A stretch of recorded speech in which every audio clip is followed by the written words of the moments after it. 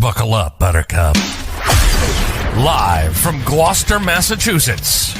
Podcasting around the world. You're listening to the GloucesterCast podcast, a production of Joey Shimataro and Good Morning Gloucester Media. Kick back, relax, and enjoy the show with your host, Joey Shimataro, and his crew of merry castaways.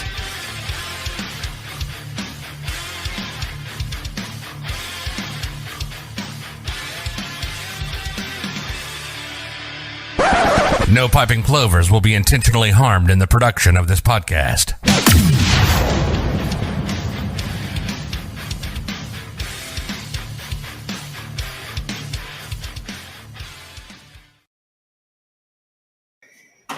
Good morning, Gloucester. We're here with Barbara Lynch at the Rudder, the iconic Rudder. And I think everybody must know you. You're legendary. You think so? I think so. For what? That's the question. For stealing a bus when you were 13, an MB3 Brilliant. bus, Yeah, right? yeah. I don't recommend it. Don't do it. Don't do it. No. How I got away with it is unbelievable. Sorry, my hair's all over a lot. I love it. Anyway, yeah, a bus. Oh, I guess I was bored. Epic. 13. Southie? Definitely Broadway Station. Well, it was an idol. It was idling. It was asking you. It was asking you. It was fucking begging me to. Steal me! Steal me! Right! Steal it! Let's go! And my friends were away.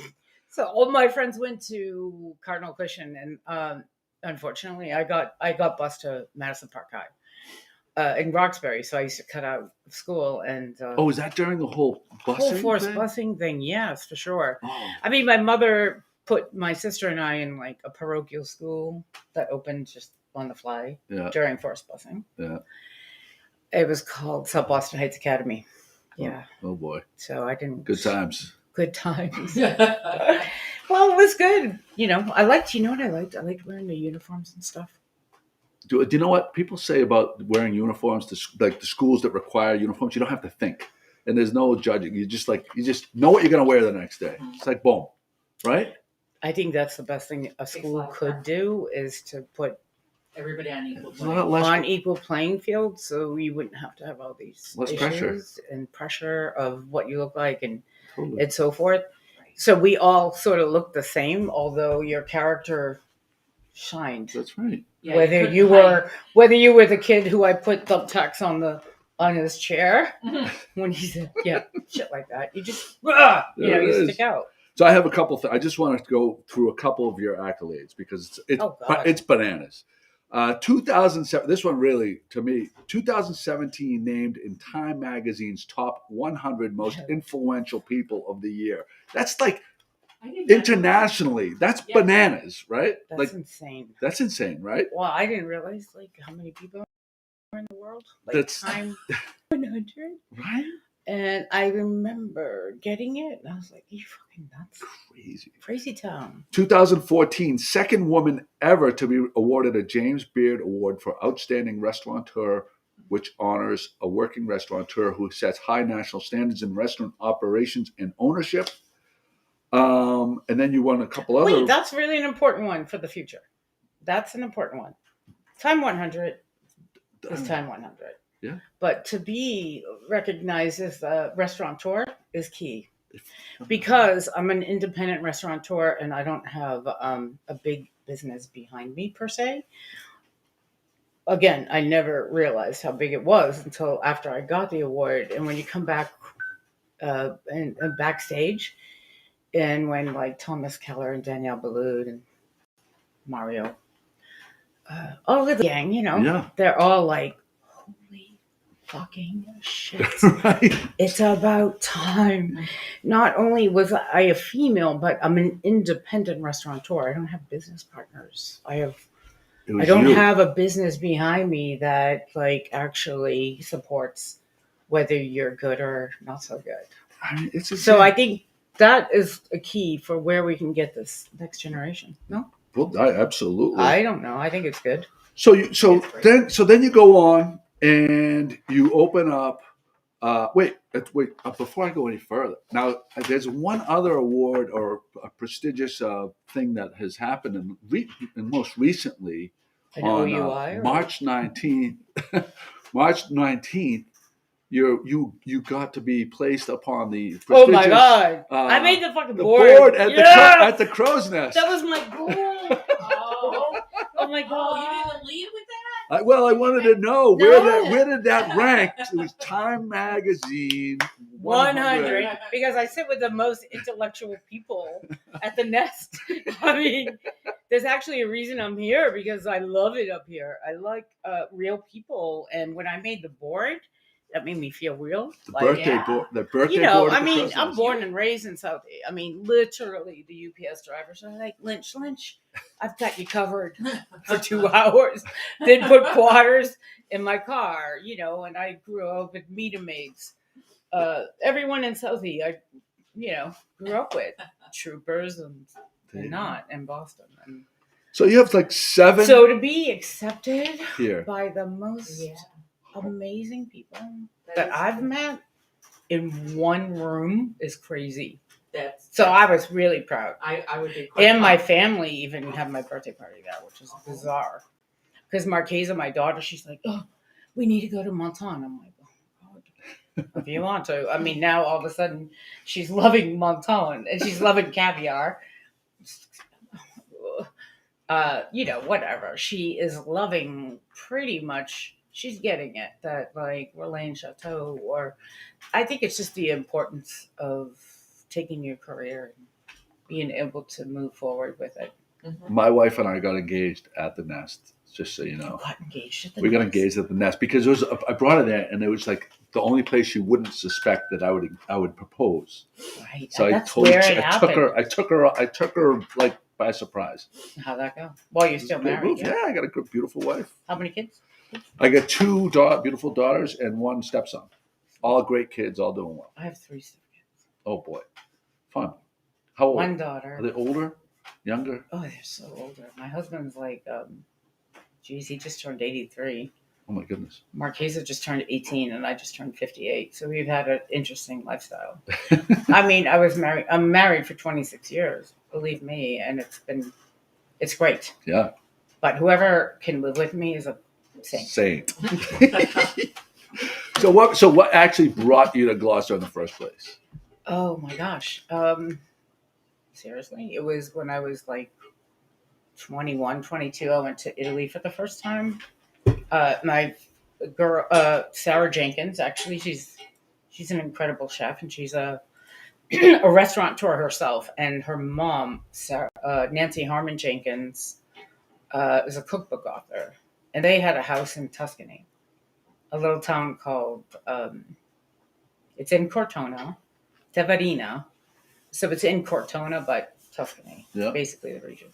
And we worked together at Michaela's in Cambridge. And literally Cambridge was like hard for me to find out where I was working. Michaela's. I was 2 hours late for my job interview with Taught English. It was like my first job interview out of like the Harvest in Cambridge. Anyway, Sarah, I was interviewing for the chef's position in the cafe, and I got it. I couldn't believe it. I thought Todd was going to kill me. He's like, "Who the fuck shows up 2 hours late?" I'm like, "Who the fuck puts a restaurant in nowhere?" Right? It was supposed to be. I think it was supposed to be like, you know, when John F. Kennedy got shot. Before he got shot, it was going to be NASA. So we were going to do things down there. I gotcha. And it never happened. Wow. But Polaroid was down there. Michaela Larson was down there. She had Michaela's, and that's where I started. And so Sarah Jenkins quit RISD photography classes, and she decided to cook.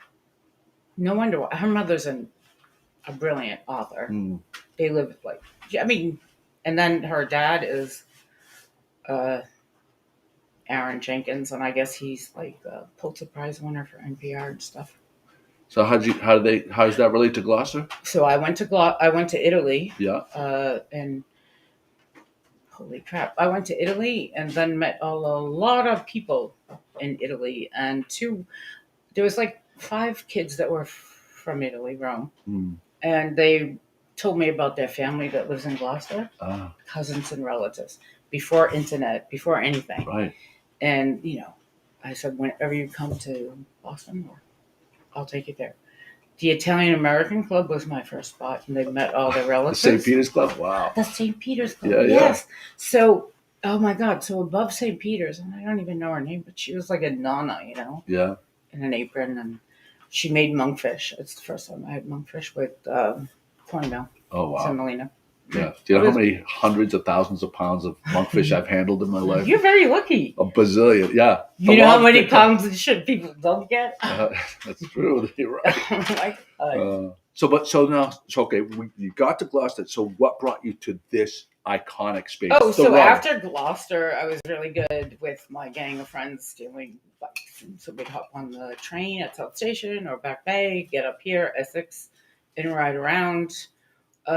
Actually, I think as a child, I wanted to be like a marine biologist, but I think I realized I would never get through it, school or anything.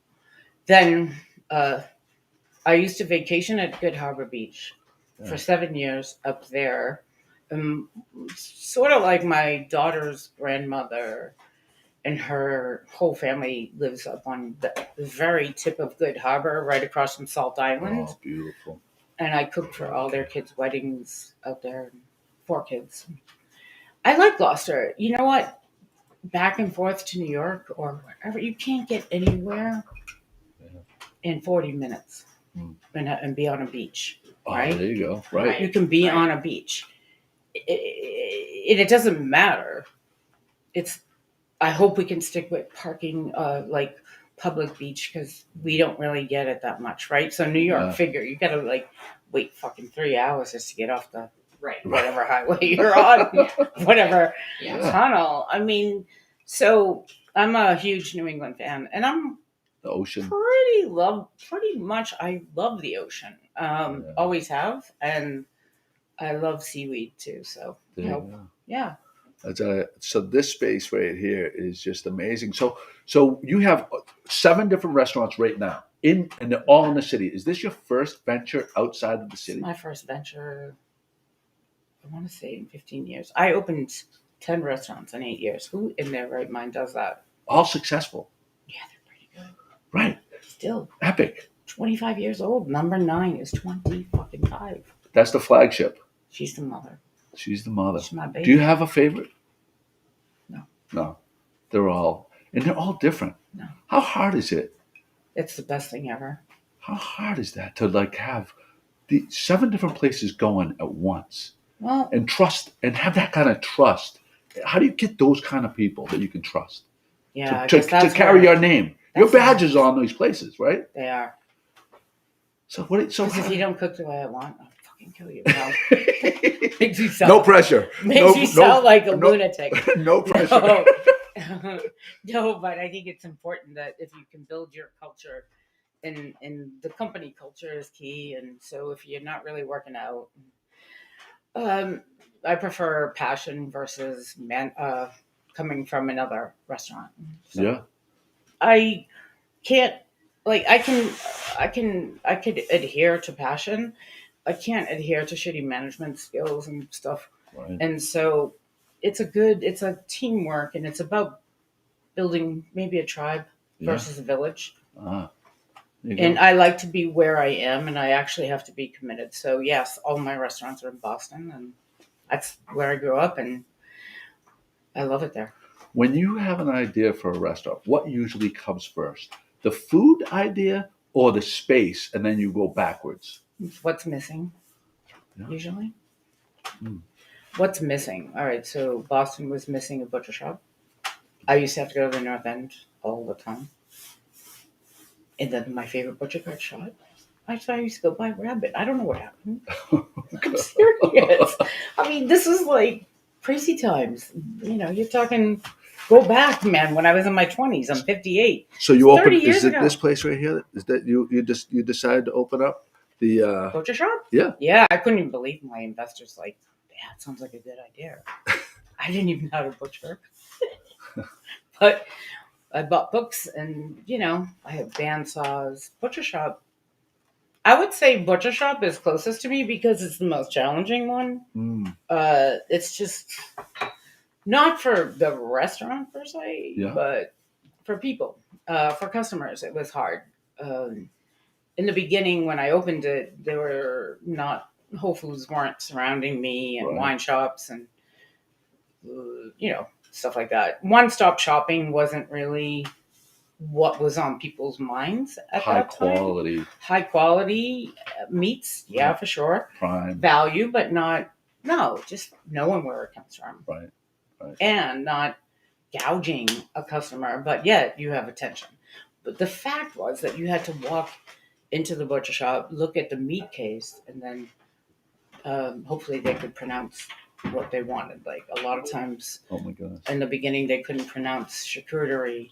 They weren't used to talking to a butcher. They used to going to the supermarket and getting chicken breast without bones and stuff. And I mean, I have pheasants and ducks. I have everything you need, but I like bones as well, so you don't have to buy bone broth. Right. So what do you envision for what? Like, you've definitely changed the space. So this is. I did. It's a fresh. Well, I'm painting it. You're painting. You're freshening it up. And what do you foresee? Like, what type of food are you going to have on the menu? It's going to be Barbara Lynch's menu. Yeah. I mean, it's good. So, what type of is it going to be seafood heavy because you're in Gloucester, or like what do you like? Can you give us any kind of preview of what kind of food? I can. I think some of the pasta for sure. I see everything here, and they're doing great. Well, actually, I should start with this.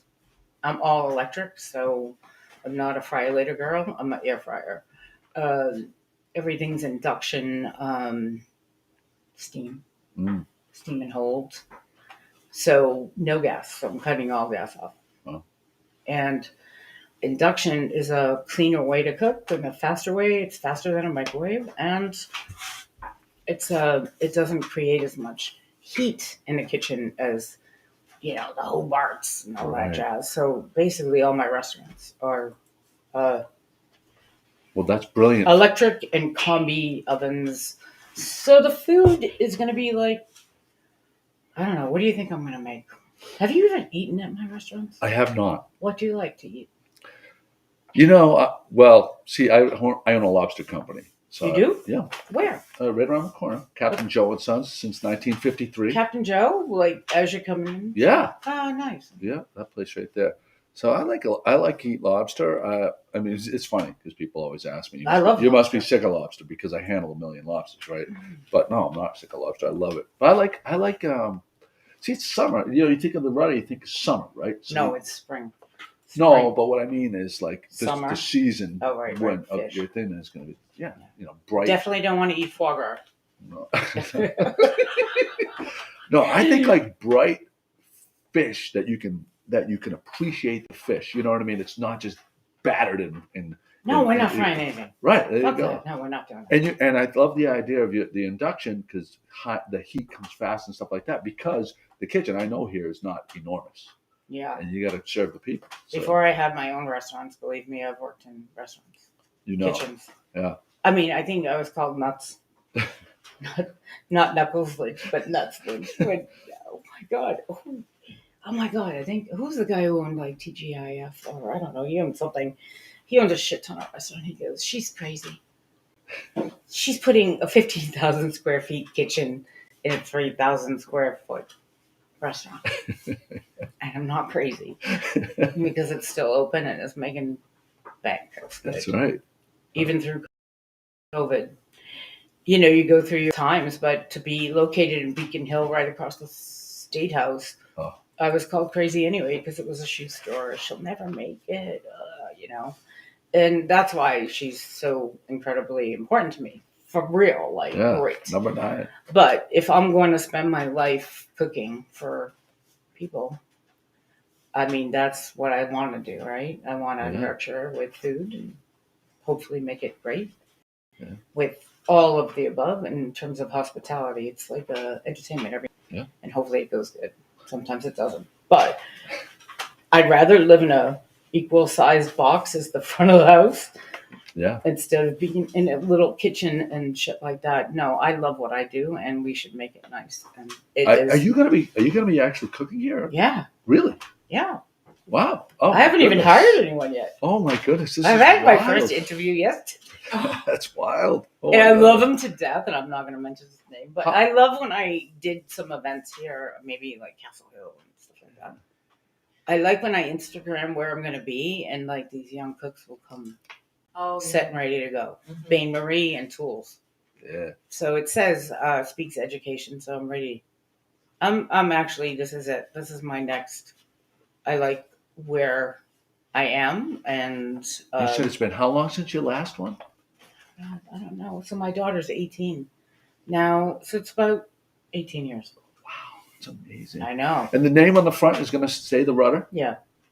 But Evie's all over it. Evie's all over it. And I literally think I want to be open from 11:30 to 8:30, probably 7 days, and then have entertainment after that. But it's a lot of like Dean Martin. It's not. It's live music and work with.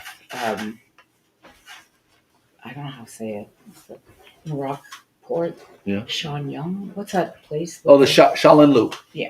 Yeah. I want that, and there's also a school that I like that pays attention to autistic children up there, and I also want to work with actually most of the high school kids here. Wow. To keep them here. That's great. I do. That's awesome. So there's opportunity. There's too much. Wow. There's, oh my God, so much fucking opportunity and potential. When I say it takes a village, it takes a tribe. And I recently met the new mayor, and I'm excited because I think he likes to. Actually, he's a musician too. So he is, yeah. Maybe have to give him one night. You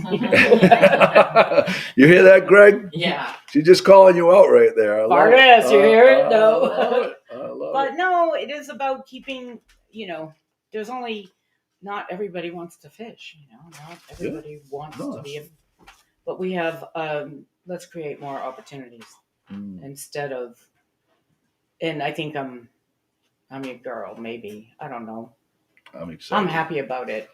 So I'm happy about creating more opportunities in terms of whether it is in the hospitality business, food and science, health and education, why you should cook, why you should eat. And then upstairs, I'm going to have a podcast too and teach classes up there as well. That's exciting. Awesome. Yeah. Sure. Do you have a name for it yet? It's the Rudder upstairs, I guess. I don't know. It's just for the podcast. Oh, the podcast. I don't know yet. I mean, talking about it. I almost feel like I should say back online. My memoir was out of line, and that I think back online. I think it pertained to my personality, but I'm back online, and in terms of teaching and a lot. Like, let's get to the basics. I can get you to L'Escoffier, but we gotta fucking nail the basics first. There you go. Yeah, that's really cool. That's cool. Yeah, when you're ready, we need to teach them mapping on the water before you have a third party. You're just wasting your money on all kinds of technology if you don't know the water. That's right. I mean, I don't. No, I hear you though. Especially here, I hear it's really hard to get into. No, not really. I just stick my head down with goggles. I do. I love Salt Island because my friends will dive for quahogs and sea urchins. So yeah, back shore. Gold Coast here, babe. Where can you get all of this? This is really nice. Yeah, I love my neighbors. Yeah, Joe Fish. I was just talking to Joe before I got here. You see the hat? I do. That's my guy, Joe. Joe, if you're watching, there it is. There's the hat. Oh my God. I love Joe, and we already swapped books because I like this all kinds of. I have like cookbooks for Laura, and he loves it, and Peter and Yulia from Dublin love it. They love learning new things, and it just says like they're hungry.